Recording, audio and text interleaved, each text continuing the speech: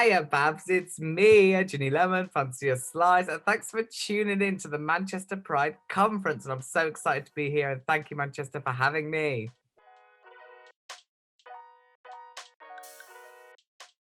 Well, I think when it comes to like aesthetic and the sort of visual imagery of Ginny, it really started from my love as a child for vintage clothes, and I was absolutely obsessed with charity shops.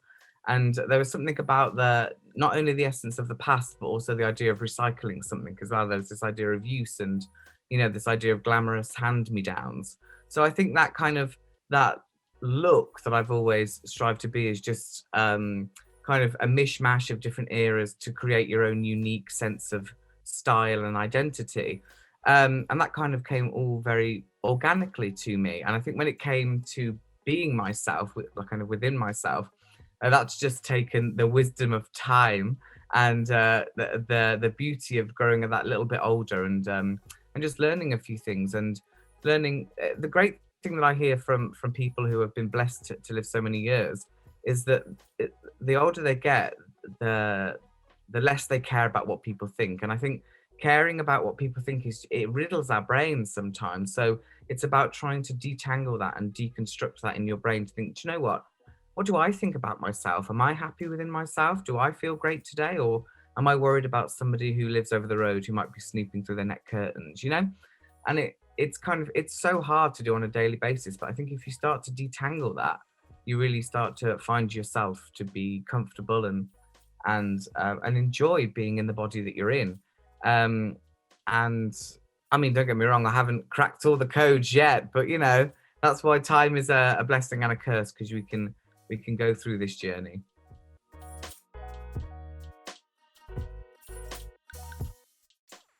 For me, it was very difficult starting out because I thought this was like a group of people that were my sort of people, my tribe of people. And it was very difficult going into that setting and thinking that, oh, these are people that are going to be good for me. These are influencers that are going to be great being with fellow drag queens backstage. And it wasn't always the case because I was hearing things that, were misogynistic and racist and really ingrained within this traditional drag community. And I love traditional drag and I love the slapstick and the campery of it. But I just didn't get why all the jokes needed to be absolutely offensive all the time. Like being offensive is fabulous, but you don't need to do it all the time, and you need to do it sensibly. I feel so those are the challenges that I faced because I would find people assuming things about my character that weren't true. They would see this kind of stupid face and this stupid look and going on stage and pulling all these faces and kind of um, bunched me in with a group of people that I wasn't really. So that was why I felt the urge to kind of publicly talk about being non-binary, to kind of break down these things, to say, hang on, yeah, I can still have a laugh, but can you kind of, think about the language and think about the things that you're using and the way you can hurt people because I'm not saying that as drag queens we're ambassadors of hope and blessing and should be, family sensitive all the time, but we should have that mindset to think, hang on, think about the words that we're saying. Like, is that cheap gag worth it? Because it's cheap,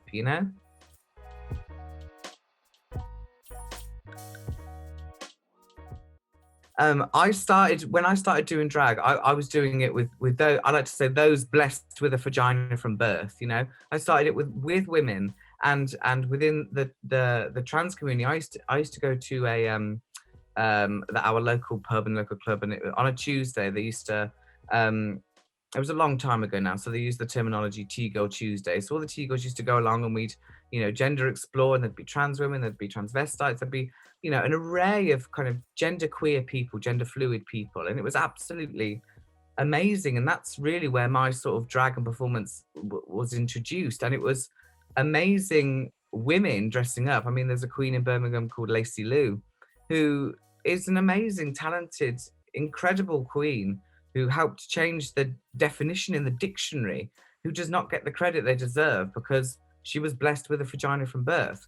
So it really riles me. It boils my piss, if I can say that. But it really Really, really does. And because that's how I started it. So that's when I say when I entered into this world and I was like, well, it was kind of dominated by, um, older white gay men who would be very uh, derogatory towards the people who cemented and founded drag and created drag to what it is today. Um, and for me, I want to see more performers. I want to see that platform open. I want to see it. Um, Personally, I'd like to see it step away from a label with RuPaul in it. It would be great to see something that champions drag, that's not an association with a star, and you know, also promoting that star at the same time. Absolute respect and love, of course, if you're watching BBC, not saying anything naughty. But all I'm saying is that, it would be great to see a celebration of drag within a different context, without the celebrity influence.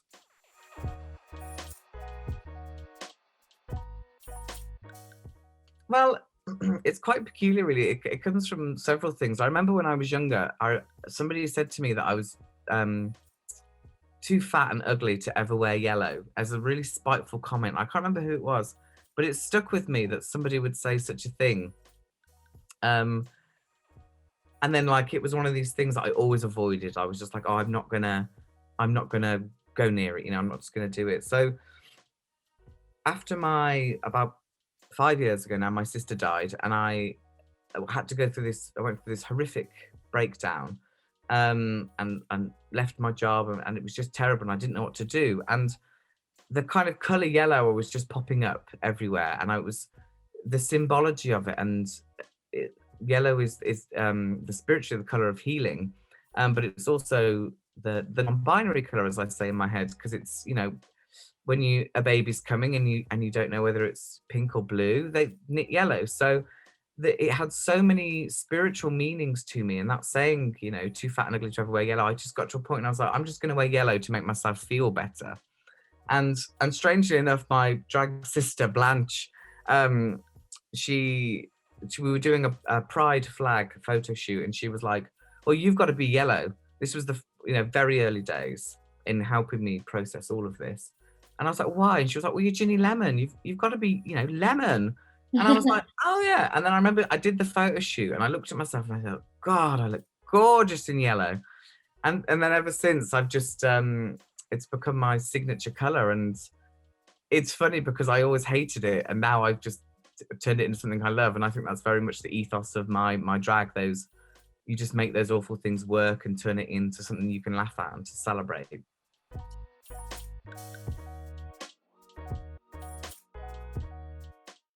It's so difficult to even comprehend the reaction to that conversation, because at the time I was just very vulnerable human talking to another human, and kind of saying it the way I did. Watching it back, it was so hard to see myself so upset, and be there with my loved ones, and then getting upset too. And I think after that moment, there was just this massive in my phone, just boom, and the messages, and I couldn't believe. I was totally lost for words. One of the first times in my life, and I couldn't believe this is the reaction that I was getting, because I thought, I'm just a bit of a pig in a wig. I'll go up and be a bit of a clown and try and make people have a nice time. That's what I was doing. I was just trying to grieve.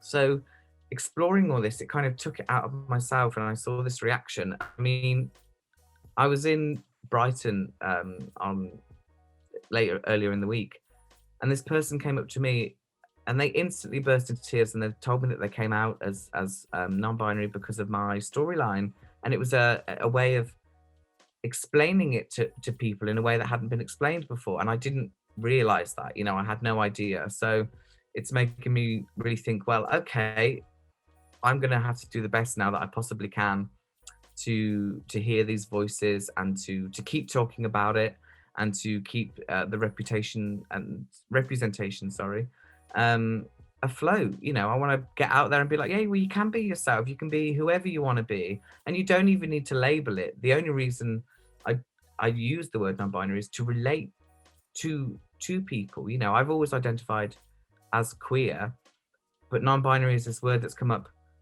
again. It's not an old word, it's not an old terminology, but young people have latched onto it, and I think, okay, I'm going to use this. Like, this is the first time that we've got a nice positive word that hasn't been used in a negative connotation. So let's keep running with that positivity and that brightness and that happiness. And the only thing I must say is that I'm so overwhelmed from going to like being just performing 1 or 2 nights a week and trying to hustle and earn a bit of money and pay the rent, to having thousands of messages. I'm the sort of person that wants to reply to everybody. I have to be like, I can't, I'm like, oh God, I don't know, because usually it would just be 1 or 2 messages, but now it's like thousands, and I'm like, I don't know. So I just want to say, like, thank you to everybody that's messaged me, and the only way I can respond is to keep showing that visibility and being out there, really, and to say that you do you, because that's amazing.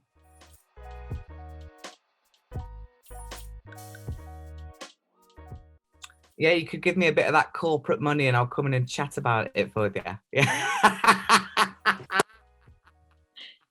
No, this is great. This is good. I'm glad, like, this is the people who are watching this.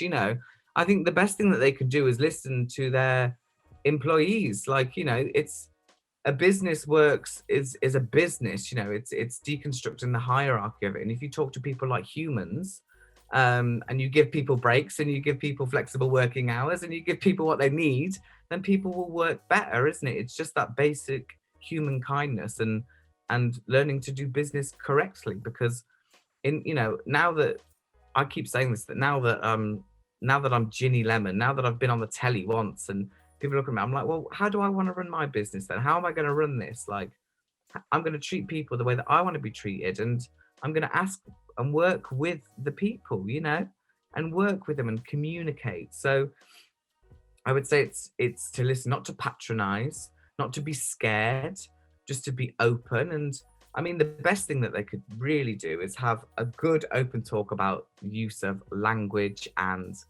pronouns and all of that malarkey, because that's where we're all scared to talk about it, because we're all scared to say he, she, they, or the wrong one at any given point. And I like to say I'm pronoun positive. Call me any pronoun as long as you're calling me. And I know it's not from an offensive terminology. I also know that's not for everybody else, but that's how it is for me. So open that discussion. Don't be scared of words. And yeah, I think if we can break down this barrier of awkwardness around language, I think you'd have a lot better success of running a tight and smooth ship, and a yellow ship at that.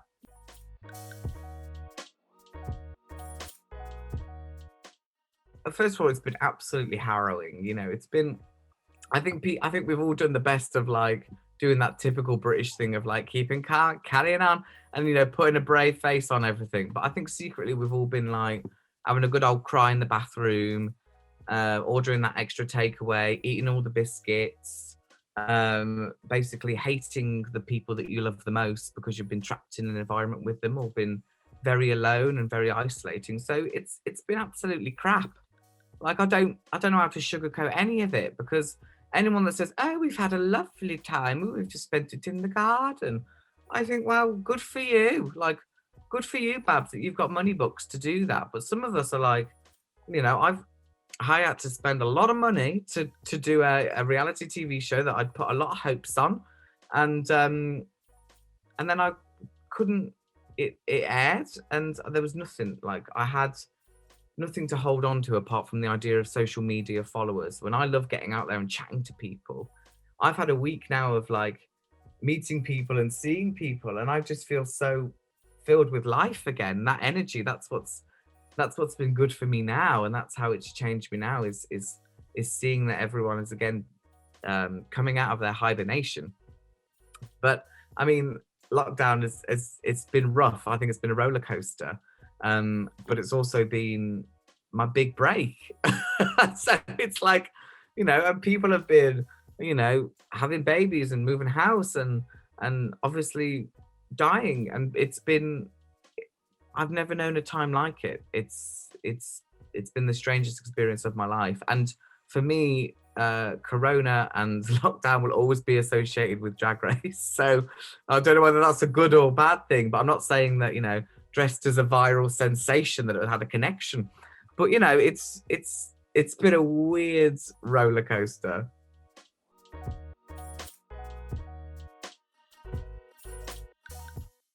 Well, I'm a great believer in channeling all of that energy, you know, all of that something into something artistic and creative. So I've over the lockdown, I've written an album called Tonic. This is where I plug my material, baby. So I've written an album called Tonic that hopefully going to be releasing on limited edition yellow vinyl, of course. How hipster! Um, and it's basically a collection of songs that I've written with my beautiful boyfriend in lockdown to kind of um, express the feelings that I've been feeling over lockdown. And one of the songs is called I Am Over My Overdraft. Because I found that people were, you know, this is one of the things I was hearing all the time, and I was hearing it too, and I was seeing the back letters, you know. So I'm really looking forward to getting out there and doing some new music and also just meeting people. I'm really excited about um, getting to see friends again and hugging family again. That's what I hope I'm doing in a year, you know, apart from all the you know, the career, telly, showbiz malarkey. Like I'm a bit like, oh, okay, whatever. Like as long as I can pay me rent and do a bit of arty farty stuff on stage and see those that I love, then I'm happy. You know, that's what I want to do. I just want to have a nice time.